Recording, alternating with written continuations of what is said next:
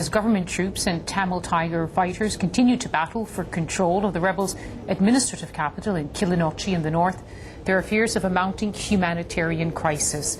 A few weeks ago, the United Nations and other agencies pulled out of the area where more than 200,000 people are displaced by the violence. Former aid worker Benjamin Dix spent 4 years in Killinochichi. He was forced to leave as the fighting intensified.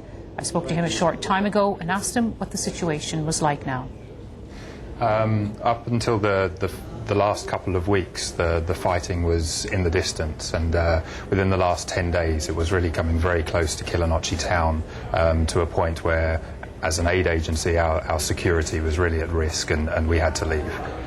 And I understand you're also a photographer. You've brought some of your photographs with you, showing just how you had become a part of the community there.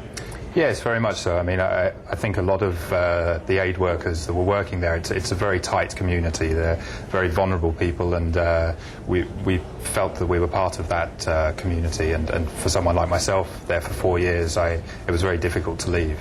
Must have been also for local people, when they see you leaving, must send a very nervous signal to them?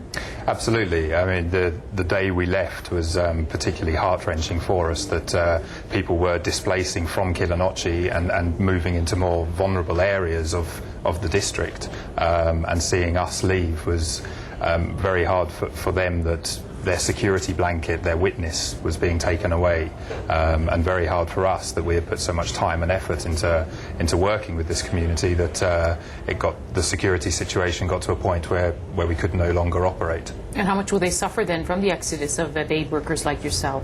Well, this is the situation now, that the people are becoming more and more vulnerable. They're constantly displacing, and what we would really like to do is build safe zones for these displaced people, that the agencies can go back in there, and the people are away from the fighting. The civilians are away and in a zone, in a safe haven, where they can receive aid, receive humanitarian assistance, and be not caught up in the conflict between the army and the LTTE. Because in effect, are they trapped there?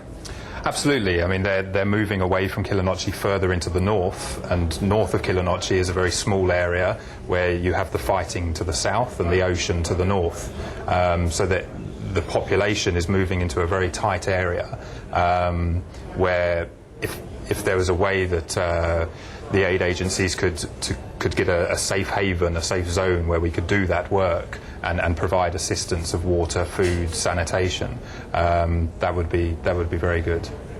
One of those terrible truisms of war, that civilians caught up in the crisis. Absolutely, absolutely. I mean, the civilians are really paying the price of this war. Former aid worker Benjamin